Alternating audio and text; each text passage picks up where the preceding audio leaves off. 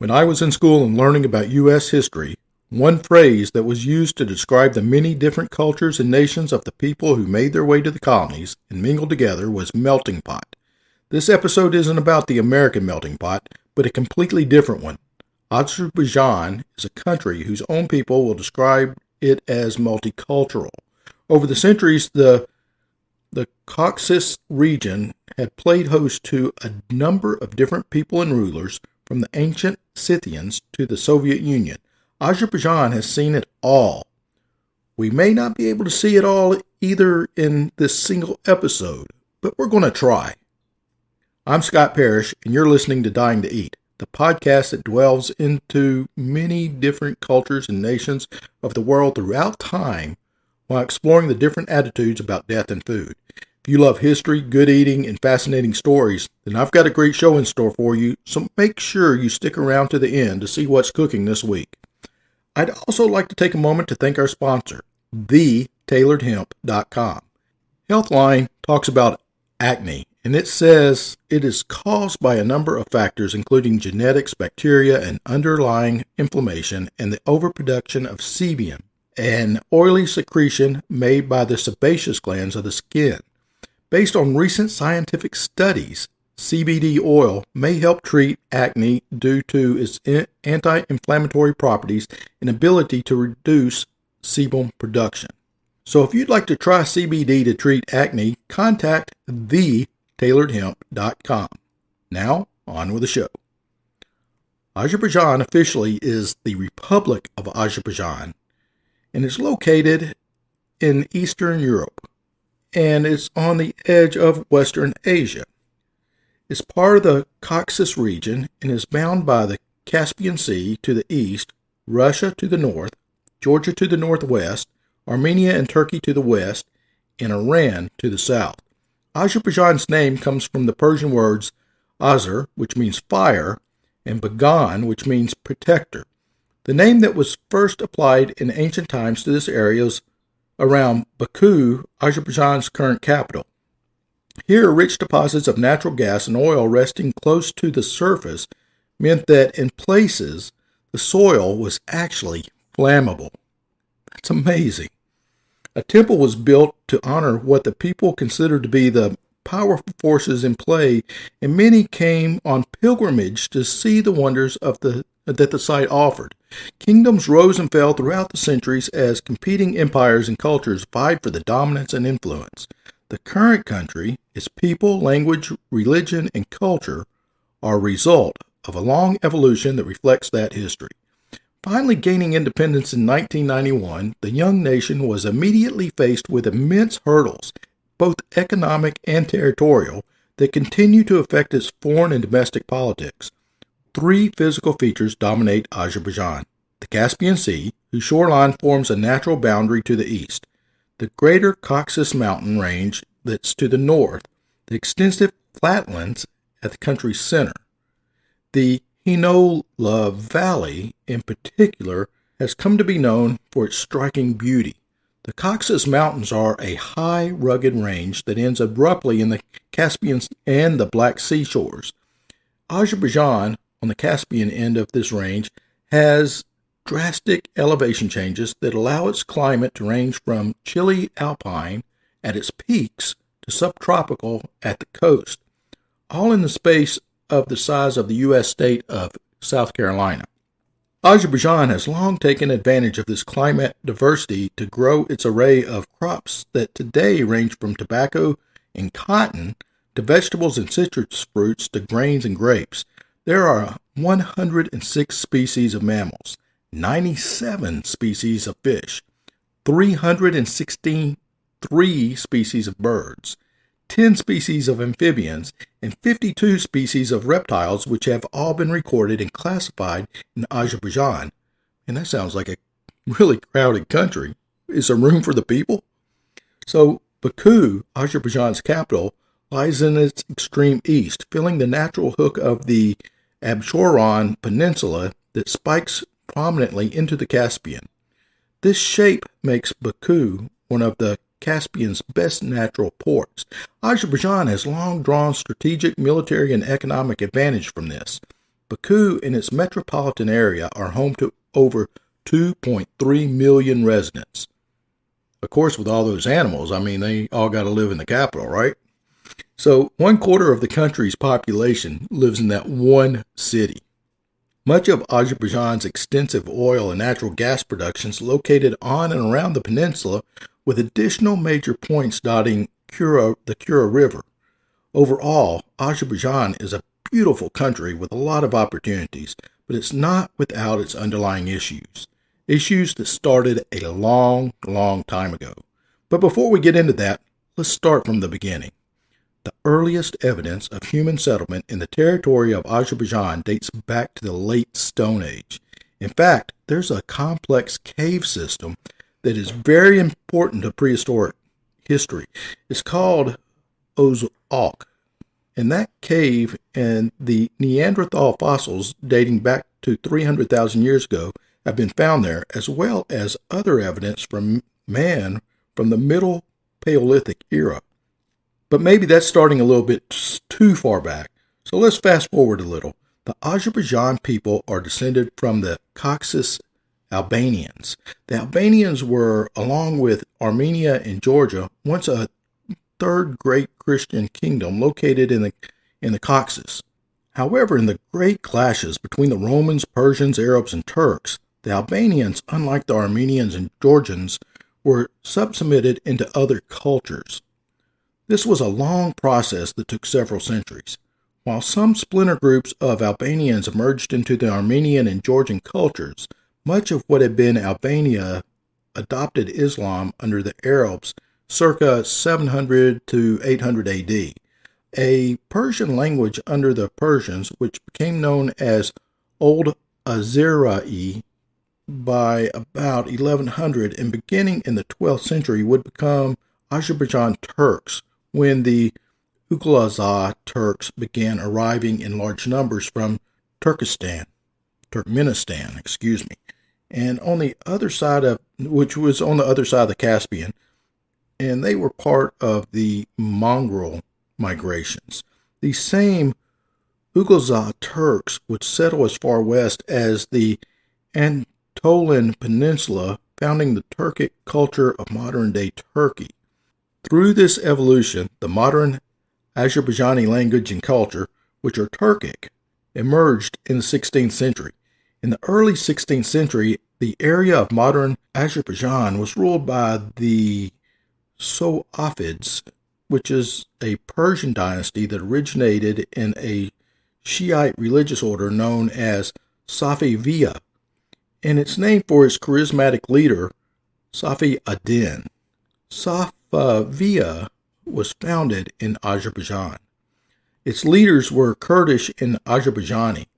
Further, Azerbaijani was an important language of religion and culture throughout the empire, although Persians remained the dominant state language.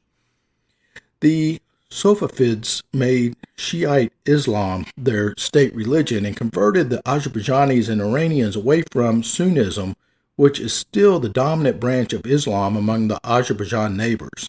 The Safavids eventually crumbled under external and internal pressures. The Ottomans and Uzbeks had long been foreign threats to the West and the East, and they were now joined by the Russians, who began pressing into the Persian possessions in the North Caucasus. In addition, the Dutch East India Company pressed Persia out of its traditional and lucrative trade routes to Africa and the Middle East. Ethnic and religious tensions were also at play as Safavid deportation of ethnic Georgians left parts of the Caucasus holdings depopulated, and Safavid attempts to forcibly convert Sunni Afghans eventually led the insurrection that led to the final destruction of the dynasty in 1736. Although the empire was largely maintained under the Afshur and Zand Persian dynasties, these were both very short-lived, and the northern territories, including the territory of modern-day Azerbaijan, came to be de facto ruled by increasingly independent Turk Khanates, or tribes. The Qajars then came to power in Persia in 1789. The Qajars were an Azerbaijani people that had played a central role under the Safavids. They raised the importance of Azerbaijani language and culture within their new government and seemed poised to consolidate and strengthen the country. However, present-day Azerbaijan was annexed away from the Qajars by the Russians in 1813 through 1828. Shortly after the Qajars came to power, the Qajars themselves fell in 1925 under the pressure from old enemies and from political divisions that formed as the government tried to reform and rebuild its institutions to function in a more modern international world. Man, these guys were just busy, I know.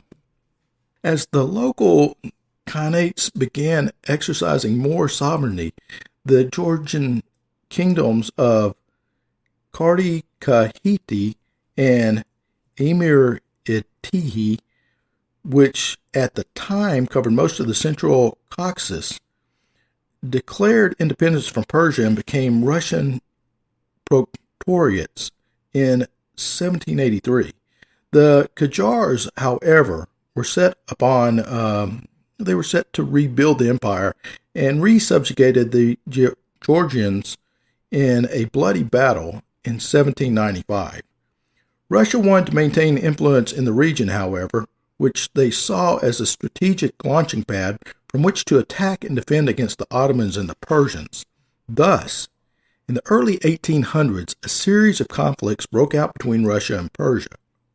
Russia, largely through better armaments and tactics, defeated the Persians in almost every battle, and by 1828 the Russians came to dominate nearly all of the northern and southern Caucasus. The Tsar allowed the Khanates in Azerbaijan a considerable deal of autonomy until the 1870s, when Azerbaijan's massive oil reserves were developed. Baku, where most of these reserves are, saw its population grow rapidly from 10,000 to about 250,000 as immigrants flocked to the city to work in the refineries and the transit facilities. Western tycoons such as the Rothschilds and Nobels were invited to use Azerbaijan as a proving ground for their latest oil technologies. Baku became the terminus of the world's first oil pipeline. The Nobel family ordered construction of the Zoroaster, the world's first oil tanker, to carry black gold from Azerbaijan's rich wells. The Trans-Caucasus Railroad was begun in 1865 in Poti on the Black Sea and reached Baku in 1883. The rails ensured that Russian troops could move swiftly through the rugged mountains should they need to defend against external or internal threats. The railroad also allowed Russia to develop the Caucasus regions economically and became another important route for transporting Baku's oil west. This rapid development created massive disparities between the mainly Christian European rulers and tycoons and the mainly Muslim populace. The radical political movements of the early 20th century swept the new impoverished urban centers. The Tsarist government, to redirect aggression away from Russia, stepped up efforts to play various groups against one another, particularly Muslim Azerbaijanis and Christian Armenians, who both claimed that the other had oppressed them in their long and intertwined histories. And that's certainly the truth if you can glean anything from what I've said. Thus, the revolutions of 1905 and 1917 saw the Azeri and the Armenians fighting the Russians, the capitalists, and themselves. With the Russian Civil War, Armenia and Azerbaijan briefly became independent and immediately went to war with each other over disputed territory, including Karabakh and Nakhchivan. Because both peoples had lived under larger empires for centuries, there was no clear borders between their communities. Some claims were based on uniting ethnic enclaves, while some were purely historical, based on past borders of empires and kingdoms. The fighting only ended when, in 1920, the Soviets invaded and brought both Azerbaijani and Armenian under Soviet control. Azerbaijan was originally grouped with Armenia and Georgia in the Transcaucasus SFSR. This was broken into three pieces after it rapidly became clear that the three groups could not work together. Azerbaijan was initially a strategically important part of the USSR, providing 60% of the country's oil production. Azerbaijan received heavy capital investments from the Soviet government to develop new fields and support agriculture. For a time, Azerbaijan was also the USSR's top tea producer. Even today, there's still a large tea culture in Baku, and the fighting in World War II never reached Azerbaijan. But its strategic energy importance meant that Nazi prioritized taking the republic as much as to cut off the Soviets' ability to fight as to fuel Germany's own war effort. The Nazis were stopped at Stalingrad, where mankind's bloodiest single battle in history was fought. I think that we'll probably cover something on that later. And in large part, this battle was over the oil in Azerbaijan. In 1941, at the start of the hostilities, the USSR invaded northern Iran, where the Azerbaijanis had held an ethnic majority since Persian times. This gave rise to the possibility that the two populations of Azerbaijanis might be united within a single border for the first time since the Russian-Persian Wars of the 1800s. However, soon after the war ended, the USSR was pressured by other allies to abandon the Iranian territory. The episode boosted Azerbaijani nationalism both inside and outside the USSR.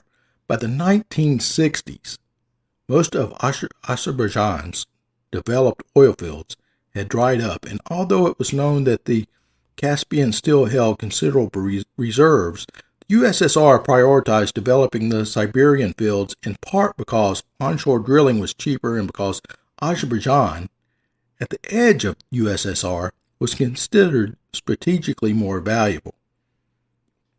As the region's economy slowed, nationalism and ethnic tensions between Azerbaijanis and Armenians grew.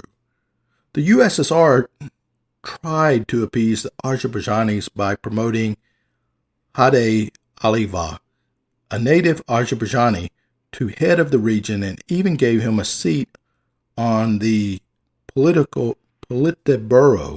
making him arguably the most politically powerful Azerbaijani in the history of either the USSR or Tsarist Russia.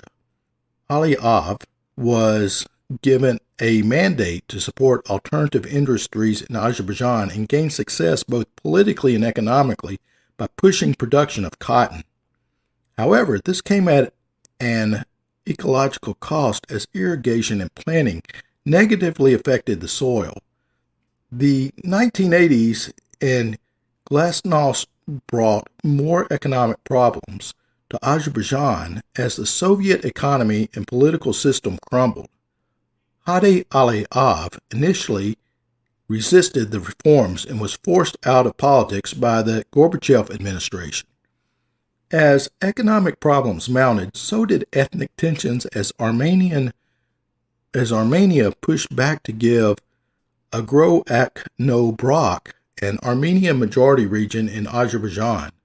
Moscow's indecisive action helped lead more Azerbaijanis into opposition as tensions over Agro-Akno-Brak escalated into physical confrontations, riots, and after both Azerbaijan and Armenia declared their own independence through war. The Agro-Akno-Brak War lasted 6 years. Azerbaijan's military was ill-prepared, having more soldiers but less equipment and fewer trained officers than Armenia. By 1994, Azerbaijan had lost control of Akno-Brak and an additional 10% of their territory.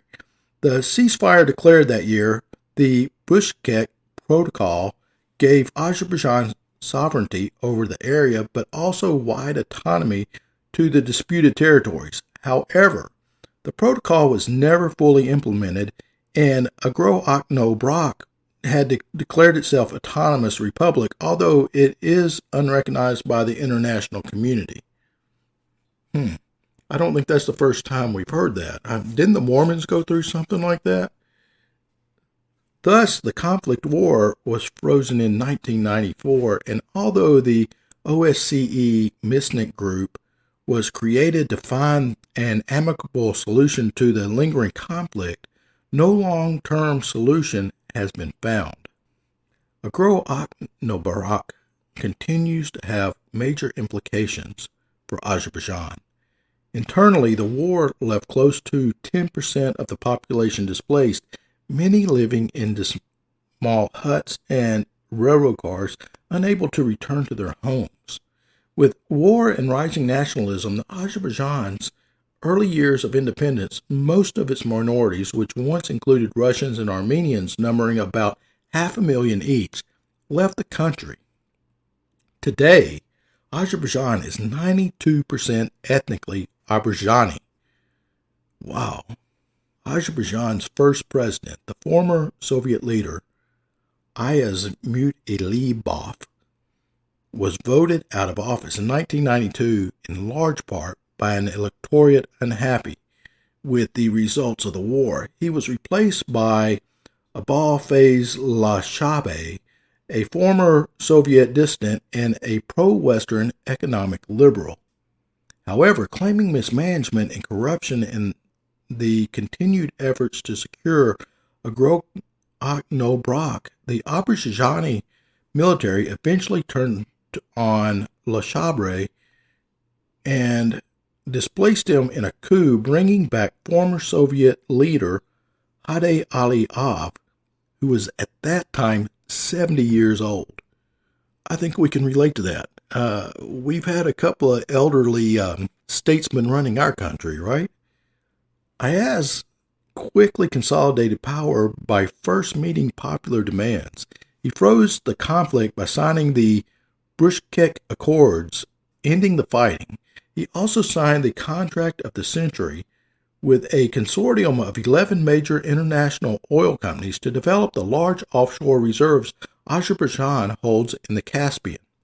Pipelines linking Azerbaijan with Russia, Georgia, and Turkey were built or refurbished in the late 1990s and early 2000s. Billions of dollars in new energy revenue followed to Baku, complemented with successful economic reforms and major privatization programs. Ayaz critics also point to the jailing of political rivals and the stifling of dissidents as other ways power has consolidated. Much of Azerbaijan's foreign policy has also been heavily influenced by Agro-Akno-Brak's conflict. Azerbaijan has also carefully balanced relation between Russia and the West to maximize support for the continued recognition. Wow, guys. Sometimes I can't speak English, even though I think I'm doing okay with this Azerbaijani language here. So, again, Azerbaijan has also carefully balanced the relations between Russia and the West to maximize support for the continued recognition. Let's try that word one more time. Of Agro-Akno-Brak as Azerbaijani territory. Today, Azerbaijan and Iran have a strained relationship due to both countries having a concentration of Shiite Muslims at their borders in disputes over maritime territory. Azerbaijan's history and location has given it many advantages and many problems, as I'm sure you can easily see. Its strategic position on the hydrocarbon-rich Caspian between Asia, Europe, and the Middle East are economic boons. Its turbulent history has given a unique culture, but also security issues on and within its borders. Its current political system has made friends at home and abroad, but also drawn criticisms for many of its strong-handed policies. Moving forward, there are many reasons to hope that Azerbaijan's future will be bright and many reasons to hope for continued improvement for the sake of the prosperity and freedom of the Azerbaijani people. Many of Azerbaijan's citizens take much pride in their mixed history, and some of that history has carried forward to today, including their beliefs on death and life after we pass on. Here in America, we've had the same funeral practices for decades, the same traditions and customs that have stood the test of time. But that's nothing compared to the burial traditions in Azerbaijan. The country is about 90% Muslim, with Shia Islam being practiced by about 85% of that group. The belief in the afterlife is that death is the end of the body's physical time on earth, but the soul will live on in heaven or hell. Azerbaijan distinguishes itself from other Islamic funerals in a few key ways. When someone is dying, the family does not leave them alone or grieve too much. When that person does pass away, they're laid facing south, and a black cloth is laid over them to symbolize the mourning. They are washed and dressed before being taken to the burial site. During the wake, a mirror will be put on the chest, as the Azerbaijan believe that mirrors can reflect the soul as well. Putting a mirror in front of the body will protect the spirit of the deceased. The burial will typically take place within the same day as the death, and they can be expensive and extravagant affairs. Some families try to save the money, while others will just go all out with chefs and waiters to cater the funeral. They also may set up tents outside if they need more space for their guests. Typical funeral food include tea, halva, sweets, pilafs, and meat dishes. Muslims do not use coffins. Instead, the bodies are carried on a stretcher or in an open box made of wood. Men, brothers and fathers of the deceased, will carry the body. Women are never involved in a funeral and only allowed to visit the grave the following day. Prayer is said all the way to the burial site. The loved one is then buried facing toward Mecca, the holiest city in Islam. Funerals are also held on the 3rd and 7th days after the loved one has passed on. These affairs are an open invitation to the community, and anyone can invite themselves to enjoy the food and the drink. I mentioned that the drinks are usually tea, but the food ranges anywhere from halva, which is a toasted treat, or the recipe for today's episode that I'm about to share with you. Kebab, and it was fairly easy to make, and it was interesting to eat, and I'll tell you more after the recipe.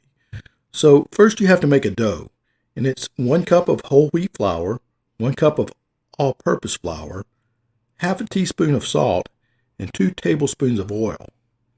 You'll also need some boiling water, 3 or 4 cups. I think I used right at 4 cups. So boil your water in a pan, and in another pan, combine the flours and the salt. Slowly add the boiling water and stir with a wooden spoon. Keep adding water until a solid mass forms. At this stage, cover the dough for a few minutes to cool down enough to handle.